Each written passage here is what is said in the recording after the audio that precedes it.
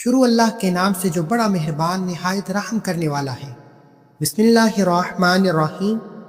عورت یعنی بیوی شوہر کے اس حصے کو دبائے، ہر گھر میں اتنی دولت آئے گی، جو بھی عورت یہ عمل کرے گی چند دنوں میں کروڑ پتی ہو جائے گی انشاءاللہ عز و جل۔ السلام علیکم ورحمۃ اللہ وبرکاتہ۔ محترم ناظرین، شوہر کے جسم کا وہ کون سا حصہ ہے کہ جس کو اگر بیوی دبائے تو اس کے گھر میں بے پناہ رزق بارش کی طرح برسے گا؟ اور نبی کریم صلی اللہ علیہ وآلہ وسلم نے رزق میں اضافے کے لیے کون سا با کمال عمل بتایا کہ جس کو کرتے ہی صحابہ پر رزق کی بارش ہونے لگی؟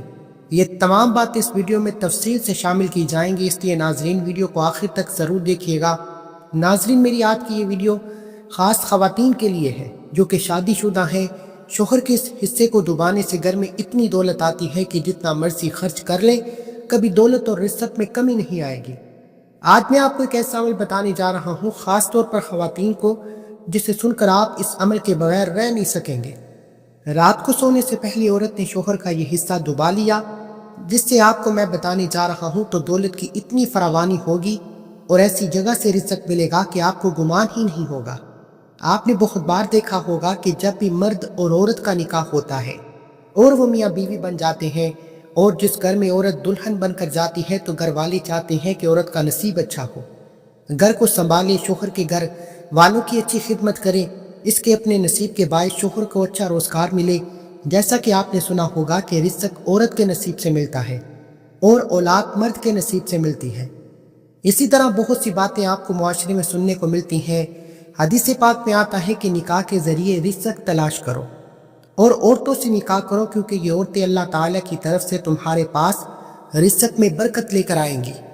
ناظرین، ایک بار ایک آدمی آپ صلی اللہ علیہ وآلہ وسلم کی خدمت اقدس میں حاضر ہوا اور اپنی تنگ دستی کی شکایت کی۔ کہا کہ میں بہت تنگ دست ہوں، غریب ہوں، میرے پاس کھانے کے لیے کچھ بھی نہیں، میری غربت ہی نہیں جاتی۔ تو حضور پاک صلی اللہ علیہ وآلہ وسلم نے فرمایا، تم پر لازم ہے کہ تم شادی کر لو، یعنی نکاح کر لو۔ نکاح ایک ایسا رشتہ ہے کہ جس میں اللہ تعالیٰ نے برکت اور ترقی رکھی ہے۔ بے روزگار کو بھی روزگار مل جاتا ہے، جبکہ تنگ دست آدمی کی تنگ دستی دور ہو جاتی ہے۔ رزق میں بہترین برکت پیدا ہو جاتی ہے، جبکہ آج کے دور میں لوگ نکاح کرنے میں بہت دیر کر دیتے ہیں۔ جب تک پیسہ نہ آ جائے، اچھا گھر نہ آ جائے، اچھی گاڑی نہ آ جائے، نکاح کی طرف دیکھتے بھی نہیں۔ حضرت عائشہ رضی اللہ عنہا سے روایت ہے کہ رسول اللہ صلی اللہ علیہ وآلہ وسلم نے فرمایا کہ عورتوں سے نکاح کرو، وہ تمہارے لیے مال لائیں گی، یعنی کہ ان کے آنے سے اللہ تعالیٰ مال میں برکت دے گا۔ جہیز لانا مراد نہیں۔ عورت ہمیشہ یہ چاہتی ہے کہ اس کا شوہر گھر میں اتنی دولت لائے جو کبھی ختم نہ ہو، تو ایسی عورت کو چاہیے کہ آج سے ہی یہ عمل لازمی کر لے۔ شوہر اپنی بیوی اور بچوں کے لیے محنت کرتا ہے، وہ چاہتا ہے کہ اس کے گھر والی سکون سے زندگی گزار سکے، کسی سے کچھ مانگنا نہ پڑے اور اپنی ہی کمائی ہوئی دولت سے بہترین زندگی گزار سکے۔ دوسری طرف کچھ ایسے شوہر بھی ہوتے ہیں جنہیں اپنی بیوی اور بچوں کی کوئی پرواہ تک نہیں ہوتی۔ ایسے مرد زندگی بھر ذلیل و خوار ہوتے رہتے ہیں، جو اپنی بیوی اور بچوں کی قدر نہیں کرتے۔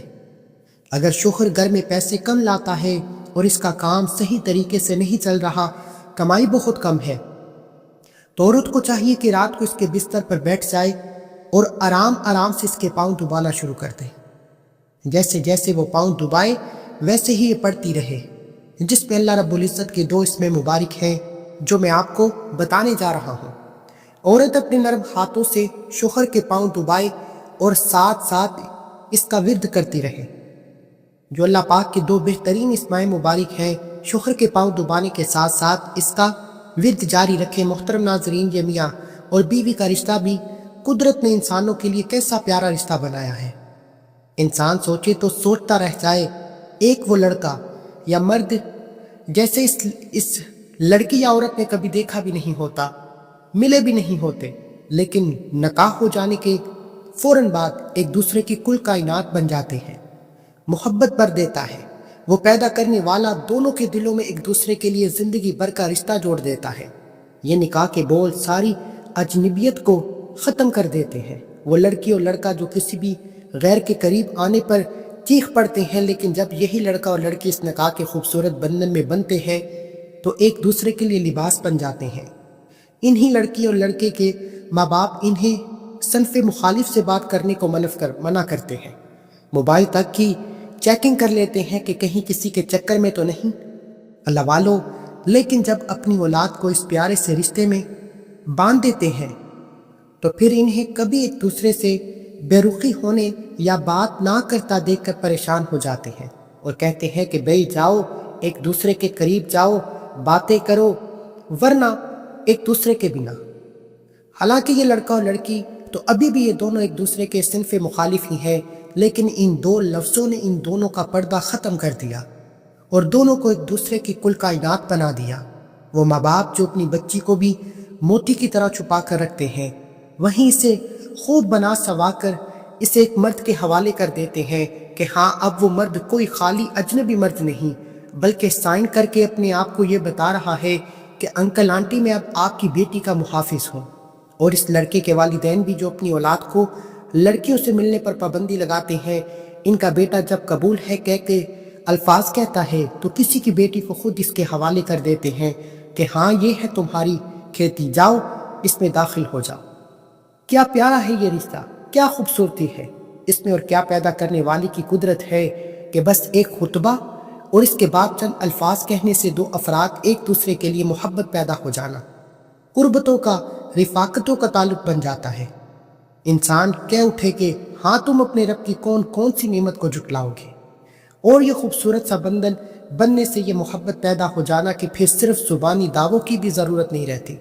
یہ تو بہت پیارا رشتہ ہوتا ہے، اور اسی رشتے کو توڑنے کی کوشش ابلیس تو کرتا ہی ہے اور آج اسی پر ضرب کاری ہے، لہٰذا ضرورت اس امر کی ہے کہ اسے ٹوٹنے سے بچانے کی ہر ممکن کوشش کی جائے۔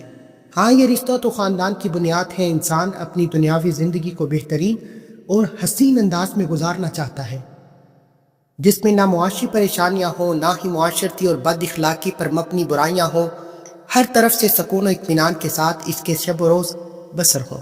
انسانی تہذیب و تمدن کی ابتدا خاندان سے ہوئی، اور اس کی بنیاد حضرت آدم علیہ السلام اور حضرت حوا علیہ السلام کے ذریعے پہلے گھر اور خاندان کی شکل میں ڈالی گئی۔ محبت اور انسیت جو انسانی نفس کے ضمیر میں شامل ہے، خاندان کے استحکام اور بقا کا باعث بنی۔ انسانی روح ہمیشہ اس کے لیے بےتاب رہی اور انسان اس کے بغیر جسمانی، ذہنی اور روحانی اذیت کا شکار رہا۔ 21ویں صدی کو انسانی ترقی کا عروج اور انتہا سمجھا جاتا ہے۔ جہاں یہ صدی انسانی دماغ کی ترقی کی انتہا کو ظاہر کرتی ہے، وہیں یہ انسانی محبت کی تباہی کا آغاز بھی ہے، اور اس نے مادی سہولتوں، آسانیوں، مشینوں کے عوض انسانی وجود سے وابستہ رشتوں اور محبتوں کا خاتمہ بھی کر دیا۔ موجودہ دور میں انہی کی بنیاد پر مغرب خاندانی نظام تباہ و برباد ہو چکا ہے۔ ہر خاندان مرد اور عورت کے نکاح کے ذریعے وجود میں آتا ہے، جسے شوہر اور بیوی کا نام دیا گیا۔ اس کی بنیاد محبت پر ہوا کرتی ہے۔ اسلام زوجین کے درمیان محبت و شفقت، احترام و ہمدردی اور احسان و اعتماد کا رشتہ قائم کرتا ہے۔ اس لیے اس نے شوہر اور بیوی کو ایک دوسرے کا حریف نہیں بلکہ معاون و مددگار قرار دیا اور اسے لباس سے تعبیر کیا۔ اللہ تعالیٰ کا ارشاد ہے کہ وہ تمہارے لیے لباس ہے اور تم ان کے لیے، سورہ بقرہ کی آیت نمبر 178۔ مزید یہ کہ اللہ تعالیٰ نے دونوں کو ایک دوسرے کے لیے باعث سکون بنایا۔ ارشاد باری تعالیٰ ہے کہ اس کی نشانیوں میں سے یہ بھی ہے کہ اس نے تمہارے لیے تمہاری جنس سے بیویاں پیدا کی تاکہ تم ان کے پاس سکون حاصل کرو، اور تمہارے درمیان محبت اور رحمت پیدا کر دی۔ محترم ناظرین، رسول اللہ صلی اللہ علیہ وآلہ وسلم سے بہترین عورت کے بارے میں پوچھا گیا تو آپ علیہ الصلوۃ والسلام نے فرمایا کہ یعنی بہترین عورت وہ ہے جسے شوہر حکم دے تو وہ اس کی بات مانتی ہو، جب شوہر اسے دیکھے تو وہ اسے خوش کر دیتی ہو، وہ عورت اپنی اور شوہر کے مال کی حفاظت کرتی ہو۔ رسول اللہ صلی اللہ علیہ وآلہ وسلم سے اس حدیث پاک میں ایک ذمہ دار بیوی کی بہت اہم خصوصیات بیان فرمائی۔ حکم ماننے والی، شوہر کو خوش رکھنے والی، مال و عزت کی حفاظت کرنے والی بہترین بیوی وہ ہے کہ جو شوہر کی خوبیوں پر نظر رکھے اور اس کے عیوب اور خامیوں کو نظر انداز کرتی رہے، تکلیف اٹھا کر بھی شوہر کو آرام پہنچانے کی کوشش کرے، شوہر سے اس کی آمدنی سے زیادہ کبھی بھی کسی بھی چیز کا مطالبہ نہ کرے، اور جو مل جائے اس پر صبر و شکر کے ساتھ زندگی بسر کرے، شوہر کی مصیبت میں اپنی وفاداری کا ثبوت دے۔ شوہر کسی معاملے میں زیادتی کر بیٹھے تو واویلا نہ کرے بلکہ صلح اور صبر کا راستہ اختیار کرے۔ میکا اور سسرال دونوں گھروں کو اپنا سمجھے، سب کی عزت کا خیال رکھے، سب کی عزت کا خیال کرے، پڑوسیوں اور ملنے جلنے والی عورتوں کے ساتھ خوش اخلاقی اور شرافت کا برتاؤ کرے، دینی تعلیمات اور نماز روزے کی پابندی کرے، حقوق اللہ اور حقوق العباد ادا کرتی رہے۔ سسرال میں سے کوئی کڑوی بات کر دے تو جواب میں خاموش رہے اور شوہر سے شکوہ شکایت کر کے جھگڑے کا سامان نہ کرے۔ شوہر کے ماں باپ اور آنے والے مہمانوں کو بوجھ اور مصیبت نہ سمجھے بلکہ اپنے گھر کے افراد سمجھتے ہوئے حسن سلوک سے پیش آئے۔ گھر آباد رکھنے اور پرسکون زندگی گزارنے کے لیے سمجھداری سے کام لینا بہت ضروری ہوتا ہے۔ بولنے کی جگہ پر خاموش رہنا اور خاموش رہنے کی جگہ پر بول پڑنا بہت سی مشکلات کھڑی کر دیتا ہے، لہٰذا اگر کسی پرابلم کو سمجھداری سے ہینڈل کیا جائے تو یہ راستے خود بخود کھل جاتے ہیں۔ بچت اس میں ہے کہ کوشش کریں، سوچ کو مثبت رکھیں، مفاہمت کی پالیسی اپنائیں اور ٹکرانے کی بجائے بچ کر چلنے کو کامیابی سمجھیں۔ یہی زندگی کو پرسکون گزارنے کا راستہ ہے۔ معافی مانگنا اور معاف کر دینا بھی سمجھداری کی نشانی ہے، لہٰذا کوشش کیجیے کہ یہ نشانی آپ کی شخصیت میں لازمی پائی جائے۔ توجہ کیجیے گا محترم ناظرین کرام، عورت کو ہمیشہ یاد رکھنا چاہیے کہ ان خوبیوں کو اپنا کر عورت گھر کی نوکر یا کسی کی غلام نہیں بنتی بلکہ گھر بار کی عزت و آبرو، سب کی نظر میں ادب کی حقدار اور بہت سارے معاملات میں ملکہ کی حیثیت اختیار کر جاتی ہے۔ کسی نے بہت خوب کہا ہے کہ بے وقوف عورت شوہر کی نافرمانی کر کے اور اسے اپنا فرما بردار بنا کر غلام بنانے کی کوشش کرتی ہے، یوں وہ غلام کی بیوی بن جاتی ہے، جبکہ عقل مند عورت شوہر کو بادشاہ کی حیثیت دے کر ملکہ بن جاتی ہے۔ اسلام نے میاں بیوی کی سرگرمیوں کے دائرے متعین کر دیے ہیں کہ دونوں میں سے ہر ایک کا مخصوص کردار اور دائرۂ عمل ہے جس میں اس نے رہ کر کام کرنا ہے، اور ہر ایک سے اسی کے تعلق سے سوال کیا جائے گا۔ نبی کریم صلی اللہ علیہ وآلہ وسلم کا ارشاد گرامی ہے کہ تم میں سے ہر شخص ذمہ دار ہے اور ہر شخص سے اس کے متعلقین اور ماتحت لوگوں کے بارے میں سوال کیا جائے گا۔ حاکم اپنی رعیت کے حوالے سے ذمہ دار ہے، مرد اپنے گھر والوں کے متعلق ذمہ داری ہے اور عورت اپنے شوہر کے گھر اور اپنے بچوں کی ذمہ دار ہے۔ تم میں سے ہر شخص ذمہ دار ہے اور اس سے اس کی رعیت کے بارے میں پوچھا جائے گا۔ صحیح بخاری۔ محترم بھائیوں اور بہنوں، یہ ایک ایسا عمل ہے کہ جو اللہ پاک کو بہت زیادہ پسند ہے، کیونکہ میاں بیوی میں محبت ہونا اور ایک دوسرے کی طرف پیار سے دیکھنا گھر میں بہترین رزق اور برکت لے کر آتا ہے۔ ایک اسم مبارک جس کا مطلب ہے کہ اللہ غنی ہے اور وہ آپ کے شوہر کو بھی فٹ کر دے گا، آپ کے شوہر کے رزق، دولت اور کاروبار میں اضافہ فرما دے گا، آپ کے شوہر کو مالا مال کر دے گا۔ جبکہ دوسرے نمبر پر یا ودود، یہ اسم میاں بیوی کے درمیان آپس میں محبت بڑھانے کے لیے ہے، یعنی کہ اگر میاں بیوی میں کسی وجہ سے ناراضگی پیدا ہو جاتی ہے تو یہ اسم مبارکہ دونوں میں محبت پیدا کر دے گا۔ یا غنی یا ودود، اس اسم مبارکہ آپ نے ورد کرنا ہے تو اس ویڈیو میں بتائے گئے چھوٹے سے وظیفے کی برکت سے میاں اور بیوی دونوں کے درمیان محبت بھی بڑھ جائے گی اور ان کی دولت میں اضافہ بھی ہو جائے گا۔ محترم ناظرین، دراصل بات یوں ہے کہ جب عورت اپنی خاوند کی خدمت کرتی ہے تو اس عمل سے اس سے ثواب بھی ملتا ہے۔ میاں بیوی کا پیار محبت سے رہنا ہی گھر میں اتنی برکت پیدا کر دیتا ہے کہ انہوں نے سوچا بھی نہیں ہوتا، اور عورت جب پیار محبت سے اپنے شوہر کے پاؤں دبا رہی ہوتی ہے اور ساتھ ساتھ اس اسم مبارک کا ورد کر رہی ہوتی ہے تو اس عمل سے ان کے رزق میں اضافہ ہوگا اور ساتھ ساتھ آپس میں محبت بھی پیدا ہو جائے گی۔ یاد رکھیں کہ میاں اور بیوی کے درمیان ناراضگی رزق و دولت میں بہت زیادہ کمی کا باعث بن جاتی ہے، لہٰذا میاں بیوی کو چاہیے کہ توبہ کر لے اور ایک دوسرے سے ناراض نہ ہو۔ میاں اور بیوی کا رشتہ ایسا رشتہ ہے کہ جس میں ہلکی سی بھی ناراضگی یا ناچاکی آ جائے تو انسان کا گھر جہنم بن جاتا ہے اور گھر کا سارا سکون تباہ و برباد ہو جاتا ہے۔ اگر یہی رشتہ خوشی اور پیار محبت میں بدل جائے تو اس گھر میں سکون ہی سکون رہتا ہے، اس گھر سے برکت کبھی ختم نہیں ہوتی، رزق کی بھی کبھی کمی نہیں آتی۔ اکثر یہ بات دیکھنے میں آئی ہے کہ آج کل کچھ لوگ دوسرے میاں بیوی کو آپس میں پیار اور محبت سے رہتا نہیں دیکھ پاتے، اور ان سے یہ بات برداشت نہیں ہوتی کہ یہ لوگ پیار و محبت اور سکون سے رہیں، تو ان میں ناراضگی، لڑائی اور جھگڑا پیدا کرنے کے لیے بہت سے حربے آزماتے ہیں۔ یاد رکھیے گا، لیکن جو میاں بیوی زندگی بھر کبھی ایک دوسرے کا ساتھ نہیں چھوڑتے، تو کوئی چاہے کچھ بھی کر لے، ان کا کچھ نہیں بگاڑ سکتا۔ اور اللہ پاک بھی ایسے میاں بیوی کی مدد فرماتا ہے۔ حضرت محمد صلی اللہ علیہ وآلہ وسلم نے فرمایا، بہترین بیوی وہ ہے جسے اس کا خاوند جب دیکھے تو اس کا دل خوش ہو جائے۔ اگر شوہر اس سے کسی بات کا حکم دے تو اس کی اطاعت کرے، اگر شوہر گھر میں نہ ہو تو اس کے مال اور اپنے نفس کی حفاظت کرے۔ محترم ناظرین کرام، اللہ رب العزت مرد اور عورت کا خالق ہے، اور وہی ان کا محافظ ہے۔ وہ ان کے عیوب و محاسن سے بھی بخوبی واقف ہے۔ وہ یہ بھی جانتا ہے کہ شیطان ان کا اصلی دشمن ہے، جو ان میں اختلافات پیدا کر کے طلاق تک نوبت لے جائے گا۔ اس لیے اللہ تعالیٰ نے قرآن کریم میں خوشگوار ازدواجی زندگی بسر کرنے کے اصول بڑی شرح و بسط کے ساتھ بیان فرمائے ہیں۔ آج کل معاشرے کا یہ ایک نہایت گمبھیر اور سلگتا ہوا مسئلہ بن چکا ہے۔ اکثر گھرانوں میں میاں بیوی کے تعلقات کشیدہ ہیں، جس کے نتیجے میں اکثر طلاقیں ہو رہی ہیں۔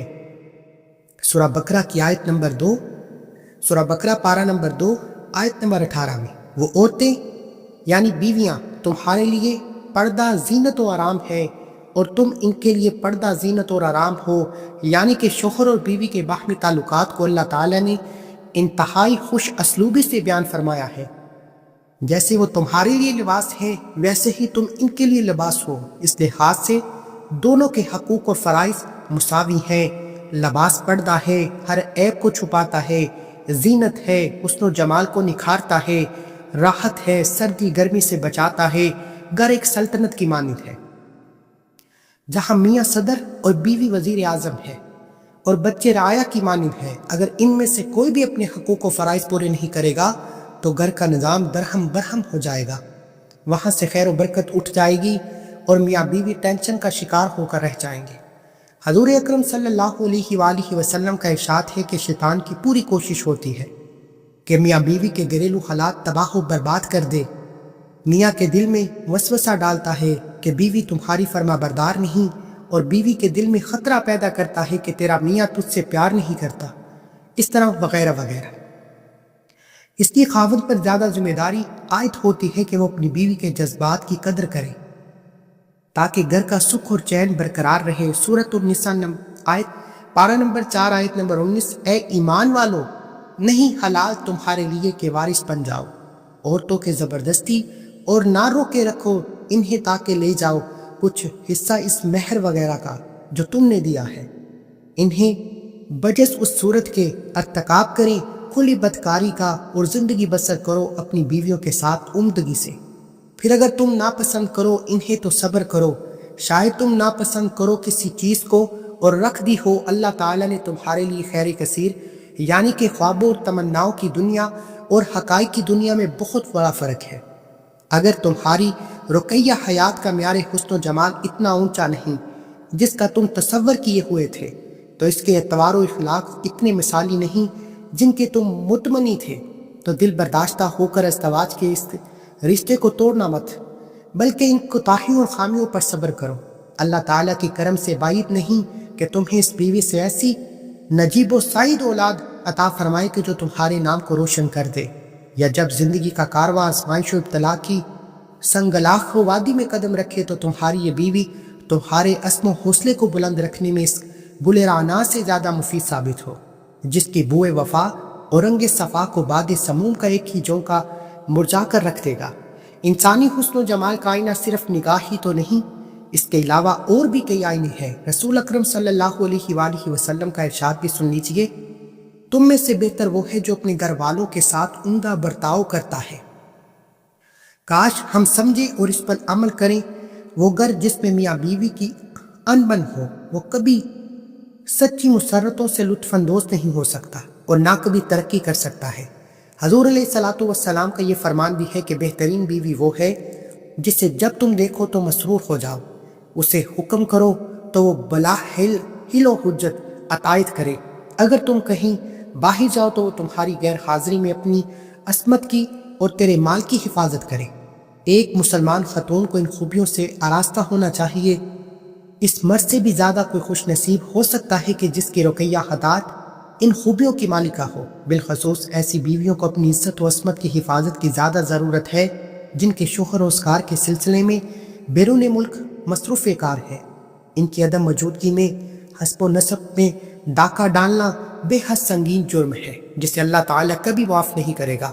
محترم ناظرین، اللہ عز و جل سے دعا ہے کہ اللہ پاک ہمیں دین کی صحیح سمجھ بوجھ عطا فرمائے اور میرا سنانا آپ کا سننا قبول و منظور فرمائے۔ یا رب العالمین، اللہ کے 99 ناموں میں سے ایک نام کمنٹ سیکشن میں ضرور لکھیے گا۔ اللہ ہم سب کا حامی ناصر ہو۔